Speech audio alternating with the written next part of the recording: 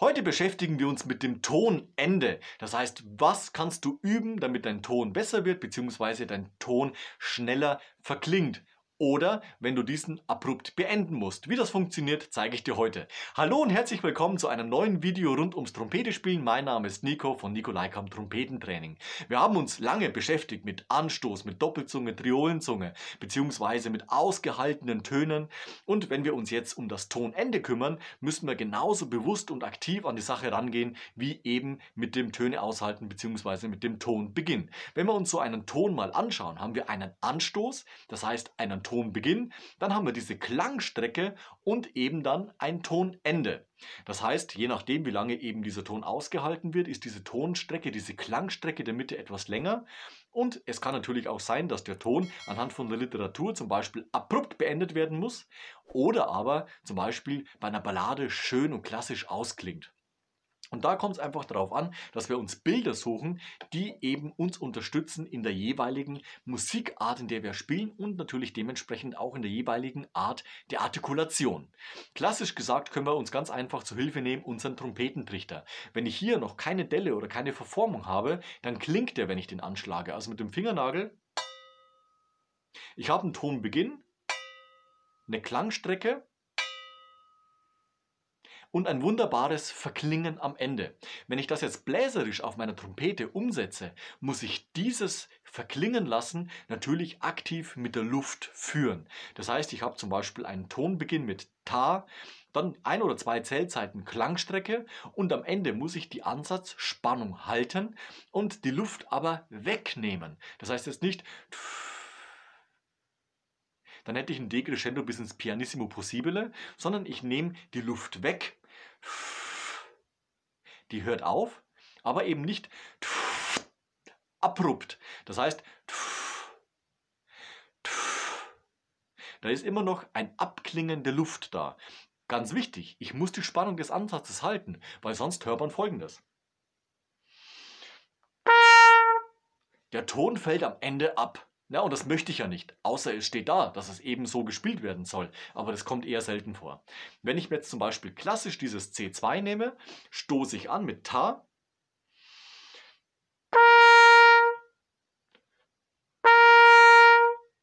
Und man sagt, man lässt den Ton am Ende offen. Das heißt, man hört mit der Luft auf, hält aber den Ansatz noch. Und dann kommt eben dieses Verklingen der Töne zustande. Auf diese Art und Weise. Wenn ich jetzt aber zum Beispiel in der Big Band spiele oder zeitgenössische Musik spiele, kann es öfter mal vorkommen, dass der Ton sehr hart auf die Zählzeit kommen soll oder eben neben der Zählzeit und ich den auch ganz bewusst beenden muss. Das heißt, wenn ich jetzt anhand der Trockenübung mal zeige, das heißt, ich mache mit meiner Zunge den Luftfluss zu. Der Kanal ist beendet, der ist zu, der ist dicht.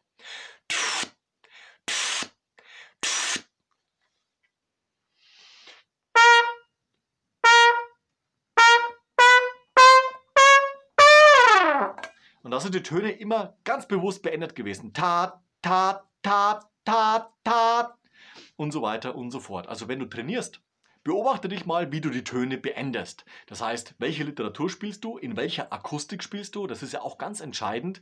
Wenn ich zum Beispiel in einer halligen Akustik spiele und mache einen kurzen Ton, ta, klingt der natürlich auch viel, viel länger. als wenn ich zum Beispiel hier in einem sehr trockenen Raum spiele.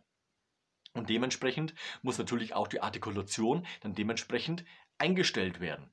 Wenn ich zum Beispiel in einer sehr halligen Akustik spiele, ist es, wenn es zum Beispiel ein chorales Werk ist, gar nicht so schlimm, dass ich manche Töne etwas kürzer spiele, denn der Raum übernimmt das Verklingen des Tones. Spiele ich in der Trockenakustik, muss ich jeden Ton bewusst führen. Wir nehmen mal ein Beispiel, zum Beispiel Egerländer Blasmusik. Das heißt, ich spiele in einer kleinen Besetzung, Anfang, Einleitung, Fuchsgraben, Polka und da habe ich ja verschiedenste Artikulationen. Ta, ta, ta, ha, ja, da, da, da, dam. Ne, auf die Trompete übertragen.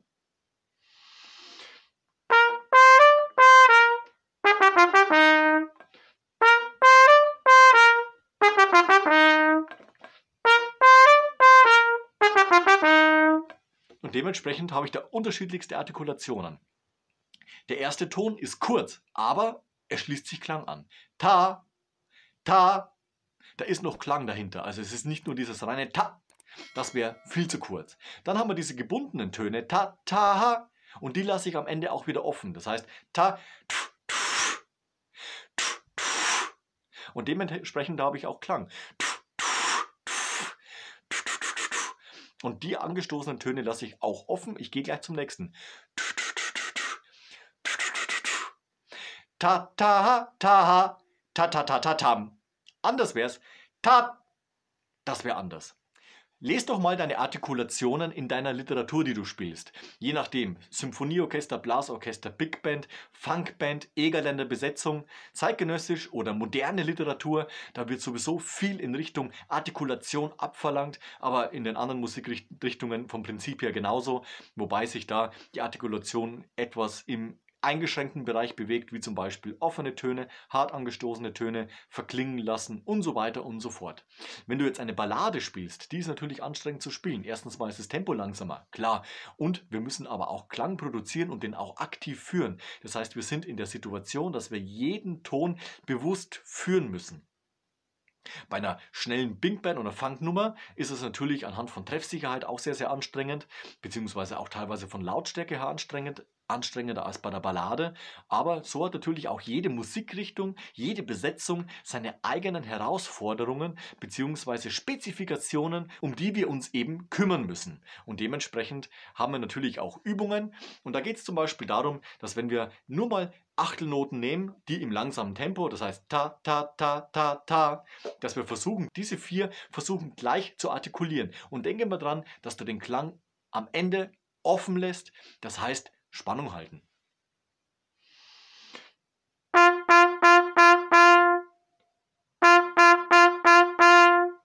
Das krasse Gegenteil wäre, da ist jeder abgekniffen am Ende. Abgezwickt, abgeschnitten. Ganz was anderes. Und dementsprechend ruhig mal auch trainieren und die Unterschiede selbst bei deinem Trompetespiel, bei deinem Blechblasinstrumentspiel erfahren. Wie fühlt sich's an, wenn ich Töne abkneife, ta, beziehungsweise wenn ich die Spannung halte und die Luft wegnehme. Dann ist Klang am Ende von dem Ton da. Achte darauf, wenn du einen Ton spielst, dass dieser am Ende nicht abfällt. Das heißt, dieses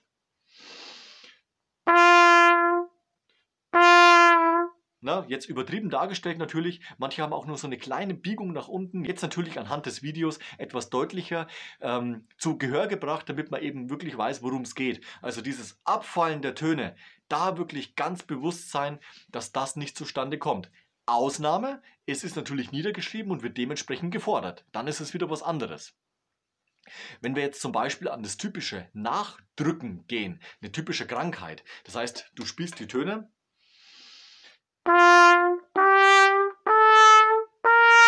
das heißt, du hast einen Tonbeginn und danach kommt, na, und das ist eine typische Krankheit, die lernt man sich irgendwann an, aus welchen Gründen auch immer. Fakt ist, es ist eine Artikulation, die natürlich auch in Literatur gefordert werden kann. Ne? Wenn ich zum Beispiel einen Ton spiele und mich dann in den Vordergrund bringe durch das Crescendo, dann ist es wieder eine Sache, die ich dann bewusst natürlich machen muss und die dementsprechend natürlich auch umsetzen muss. Das heißt, vorher trainieren muss.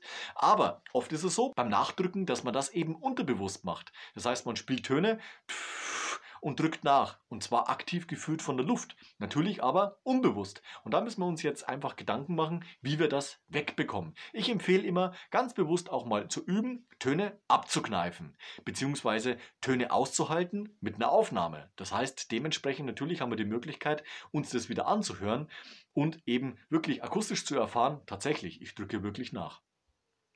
Eine gute Übung dagegen ist zum Beispiel auch immer, man spielt Mezzo forte und lässt seine Töne dann bewusst natürlich verklingen. Das heißt, ich führe sie ins Decrescendo über Mezzo Piano ins Piano, weil ich dann nämlich ganz bewusst aktiv genau das Gegenteil machen muss, was ich unbewusst aber gerne mache.